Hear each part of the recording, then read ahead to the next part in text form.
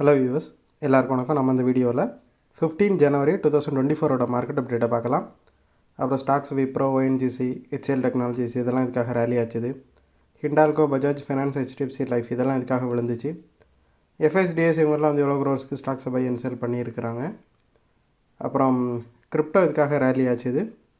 Crude currency, gold இதோட rates எல்லாத்தையும் நம்ம இந்த வீடியோவில் பார்க்கலாம். ஃபஸ்ட்டு வந்து மார்க்கெட் அப்டேட்டை பார்த்துடலாம். அதுக்கு முன்னாடி நீங்கள் இன்னும் இந்த சேனலை சப்ஸ்கிரைப் பண்ணாமல் இருந்தால் மறக்காமல் சப்ஸ்கிரைப் பண்ணுங்கள். அப்படியே இந்த பெல் ஐக்கானை கிளிக் பண்ணிங்கன்னா டெய்லி அப்டேட்ஸ் தவறாமல் கிடைக்கும். நிஃப்டி பார்த்திங்கன்னா ஒரு 202 பாயிண்ட் வந்து ரேலி ஆச்சுது. சென்செக்ஸ் வந்து 759 பாயிண்ட்ஸ் வந்து ரேலி ஆச்சுது. ஸோ இது வெள்ளிக்கிழமை க்ளோஸ் ஆகிறப்போ பார்த்திங்கன்னா கிஃப்ட் நிஃப்டிலாம் வந்து பயங்கர ஒரு கேப் அப்பில் தான் க்ளோஸ் ஆச்சுது. ஸோ அதுதான் வந்து இன்றைக்கி நிஃப்டி வந்து கேப் அப்பில் ஓப்பன் ஆகி இந்த அளவுக்கு 200 பாயிண்ட் வந்து அதிகமாக க்ளோஸ் ஆகிறதுக்கு முக்கிய காரணமாக அமைஞ்சிச்சு. ஸோ அதுக்கு ரீசன் வந்து இந்தியாவில் இருக்கிற ஐடி செக்டாரில் இருக்கிற கம்பெனிஸோட ஒரு நல்ல ரிசல்ட்டு தான் வந்து இதுக்கு முழு காரணமாக அமைஞ்சிது. அப்புறம் ஸ்டாக்ஸை பார்த்தோம் அப்படின்னா விப்ரோ வந்து 29 பாயிண்ட்ஸ் வந்து ரேலி ஆகிருக்குது. ஓஎன்ஜிசி வந்து 10 பாயிண்ட் ரேலி ஆகிருக்குது. ஹெச்எல் டெக்னாலஜிஸ் 47 பாயிண்ட் ரேலி ஆகிருக்குது. ஹிண்டால்கோ 7 பாயிண்ட் விழுந்திருக்குது. பஜாஜ் ஃபைனான்ஸ் 183 பாயிண்ட் விழுந்திருக்குது. ஹெச்டிஎஃப்சி லைஃப் வந்து 23 பாயிண்ட்ஸ் வந்து விழுந்திருக்குது. விப்ரோ பார்த்தோன்னா அவங்களோட Q3 ரிசல்ட் வந்துச்சு, டிசம்பர் குவார்ட்டரோடது. ஸோ அதில் பார்த்திங்கன்னா அவங்களோட ப்ராஃபிட் வந்து 12% வந்து விழுந்திருக்குது. 2694 crore இருக்குது. லாஸ்ட் இயரை கம்பேர் பண்ணும்போது 12% வந்து விழுந்திருக்குது. பட் ஸ்டில் வந்து மார்க்கெட் எஸ்டிமேட் பண்ணதுக்கு அலைண்டாக வந்து வந்திருக்குது. எஸ்டிமேட் என்ன பண்ணாங்களோ அதே அளவுக்கு வந்ததுனால விப்ரோ வந்து ரேலி ஆகிருக்குது. அப்புறம் ஓஎன்ஜிசியை பார்த்தோம் அப்படின்னா ரீசெண்டாக வந்து அவங்க கிருஷ்ணா கோதாவரி அந்த ஆற்றுப்படுகையில் வந்து ஒரு நேச்சுரல் கேஸ் டிஸ்கவரி ஒன்று பண்ணாங்க. ஸோ அதே மாதிரி மறுபடியும் இன்னொன்றும் சேம் நேச்சுரல் கேஸ் டிஸ்கவரி ஒன்று பண்ணியிருக்கிறாங்க. ஸோ அவங்க பேக் டு பேக்கு 2 டிஸ்கவரிஸ் இந்த மாதிரி பண்ணதுனால பார்த்திங்கன்னா ஓஎன்ஜிசி வந்து நல்லா ரேலி ஆகிருக்குது. அப்புறம் ஹெச்எல் டெக்னாலஜிஸை பார்த்தோம் அப்படின்னா அவங்களோட Q3 ரிசல்ட்டும் வந்திருக்குது. அதில் பார்த்திங்கன்னா அவங்க 6.2% வந்து நெட் ப்ராஃபிட் இன்க்ரீஸ் ஆகிருக்குது. போன இயரை கம்பேர் பண்ணும்போது நெட் ப்ராஃபிட் பார்த்திங்கன்னா 4350 கோடியாக இருந்துச்சு டிசம்பர் குவார்ட்டரில். ஸோ இந்த நியூஸ்னால் ப்ரோக்கரேஜஸும் பார்த்திங்கன்னா நிறைய பாசிட்டிவாக டர்ன் ஆகிருக்கிறாங்க ஹெச்எல் டெக்னாலஜிஸ் மேலே. எம்கே குளோபல் ஃபினான்ஷியல் அப்படிங்கிற ப்ரோக்கர் வந்து பைக்கால் கொடுத்துருக்குறாங்க. ஹெச்எல் டெக்னாலஜிஸ் வந்து இப்போது 52 வீக் ஹையில் இருக்குது. அப்புறம் ஹிண்டால்கோவை பார்த்தோம் அப்படின்னா ஒரு 2 வாரத்துக்கு முன்னாடி 52 வீக் ஹையில் இருந்துச்சு. ஒரு வாரமாக பயங்கரமாக விழுந்துச்சு. அதுக்கப்புறம் இப்போ ஒரு வாரமாக சைட்வேஸில் மூவ் ஆகிட்டுருக்குது. ஒரு நாள் கெயின் ஆகுது, ஒரு நாள் விழுந்துட்டுருக்குது. அப்புறம் பஜாஜ் ஃபைனான்ஸை பார்த்தோம் அப்படின்னா அவங்க வந்து ஒரு 1 வீக்காக விழுந்துட்டு தான் இருக்குது அந்த ஸ்டாக்கு.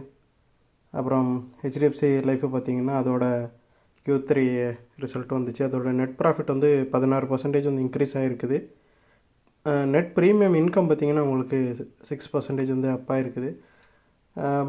ரிசல்ட் நல்ல மாதிரி தான் இருக்குது. பட் ஸ்டில் வந்து எஸ்டிமேட் பண்ணதோட கம்மியாக வந்திருக்கிறதுனால நிறைய ப்ரோக்கரேஜஸ் வந்து இவங்களோட டார்கெட்டை கட் பண்ணியிருக்கிறாங்க. அதனால் ஹெச்டிஎஃப்சி லைஃப் வந்து கொஞ்சமாக விழுந்திருக்குது.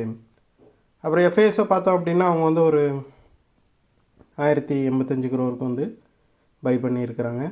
4 நாளாக செல் பண்ணிகிட்டு இருந்தவங்க முறையாக பை பண்ணுறாங்க. டிஏஎஸ் வந்து 5 நாளாக பை பண்ணிகிட்டு இருந்தவங்க முறையாக செல் பண்ணுறாங்க. டிஏஎஸ் வந்து ஒரு 820 கோடிக்கு செல் பண்ணியிருக்கிறாங்க. எஃப்ஐஎஸ் வந்து 1085 crore பை பண்ணியிருக்கிறாங்க.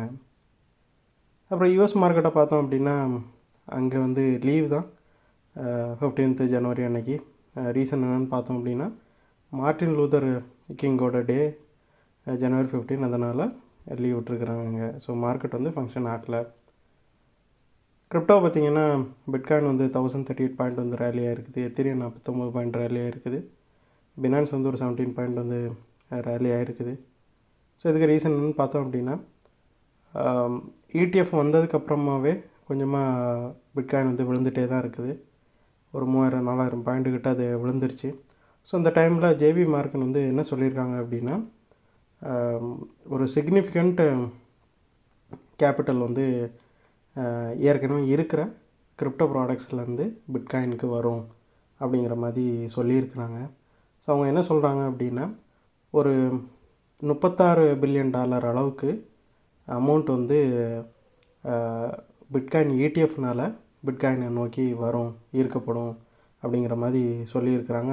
அதுக்கு என்ன ரீசன் சொல்கிறாங்கன்னா, இப்போ கிரே ஸ்கேலில் பிட்காயின் ட்ரஸ்ட்லாம் இருக்குதுல்ல, ஸோ இந்த மாதிரி ப்ராடக்ட்ஸ்லேருந்து பிட்காயின் வந்து நிறைய பணத்தை வந்து பெறும் அப்படிங்கிற மாதிரி சொல்லியிருக்கிறாங்க. ஸோ இந்த நியூஸ்னால வந்து கிரிப்டோ கொஞ்சம் ரேலியாக இருக்குது.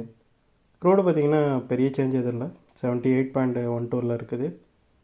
கரன்சிஸில் பார்த்திங்கன்னா USD, யூரோ, பிரிட்டனோட பவுண்ட் பார்த்திங்கன்னா இந்தியன் ருபிக்கு எகென்ஸ்டாக வீக் ஆகிருக்குது. இந்தியன் ருபி கொஞ்சமாக ஸ்ட்ராங் ஆகிருக்குது. USD வந்து 82.92 இருக்குது. யூரோ 90.78 இருக்குது. பிரிட்டனோட பவுண்ட் வந்து 105.55 இருக்குது.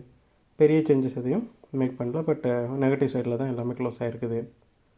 கோல்டை பார்த்தோம் அப்படின்னா ஒரு 7.6 வந்து ரேலி ஆகிருக்குது. 2059 இருக்குது. ஸோ ரீசன் பார்த்தோம் அப்படின்னா ரீசெண்டாக மிடில் ஈஸ்ட்டில் அந்த டென்ஷன் வந்து கொஞ்சமாக இன்க்ரீஸ் ஆகிருக்கிறது தான் கோல்டு இந்த அளவுக்கு ரேலி ஆனதுக்கு ஒரு முக்கியமான காரணமாக இருக்குது. ஸோ இந்த வீடியோவில் உங்களுக்கு கொடுத்த இன்ஃபர்மேஷன்ஸ் எல்லாம் கண்டிப்பாக ஹெல்ப்ஃபுல்லாக இருந்திருக்கும். நான் நம்புறேன் இது உங்களோட ஃபியூச்சர் ட்ரேடிங் செஷனுக்கு கண்டிப்பாக ஹெல்ப் பண்ணும். இந்த வீடியோ உங்களுக்கு பிடிச்சிருந்துச்சின்னா லைக் பண்ணுங்கள், ஷேர் பண்ணுங்கள், மறக்காமல் சேனல் சப்ஸ்கிரைப் பண்ணுங்கள். அப்படியே இந்த பெல் ஐக்கானை கிளிக் பண்ணிங்கன்னா டெய்லி அப்டேட்ஸ் தவறாமல் கிடைக்கும். தேங்க்ஸ் ஃபார் வாட்சிங். Keep supporting. தேங்க்யூ.